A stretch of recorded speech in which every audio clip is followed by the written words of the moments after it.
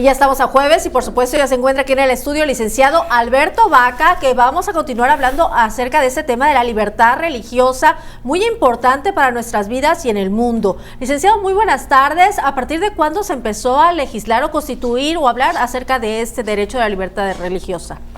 Plenamente constituido en México desde el siglo XIX, plenamente consensado en la comunidad internacional a partir de la Declaración Universal de los Derechos Humanos de 1948. El derecho a la libertad religiosa pasó por muchas crisis para poderse consensar entre la humanidad, porque eso es el derecho. El derecho es un consenso más que una ciencia, y lo dice un abogado.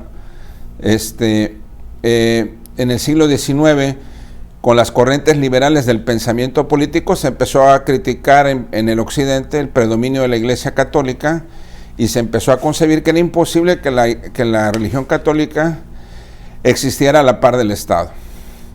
Eso fue el gran inicio de los derechos de la libertad religiosa. Posteriormente vino el tema de la persecución a los católicos, sobre todo por los grupos protestantes radicales del puritanismo del noreste de Estados Unidos, y luego vino, y en otras partes del mundo, y luego vino una tercera vía que decía, es que podemos coexistir religión y Estado, pero separados. Y esa es la que está imperando, gracias a Dios, ha seguido evolucionando.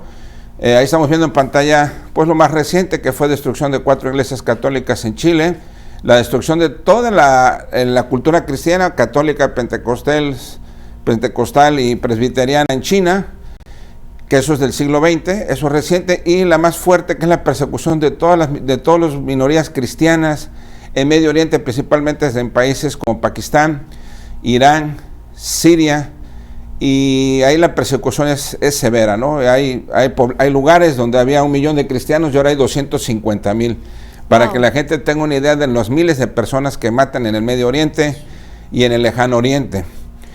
Y es así, bueno, como se ha concebido actualmente, cada vez está más fundamentado el derecho a la libertad religiosa, cada vez está más aceptado, y obviamente pues genera un ambiente pacífico y de diálogo ecuménico, que es así como debe de comportarse.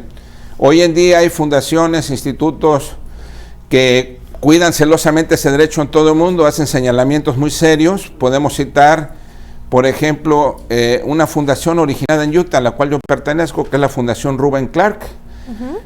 Hay otra organización que fue fundada hace como en 1890, a la cual también pertenezco, que es Caballeros de Colón, Knights of Columbus, le dicen en Estados Unidos, que su sede en New Haven, Connecticut. Hay otras instituciones como son, hay universidades que también participan, como la Sevillana y la de Navarra, participan con estudios, ¿no? Está el Centro Humanístico Europeo. Son varias las instituciones que tienen muy puntual esta cuestión.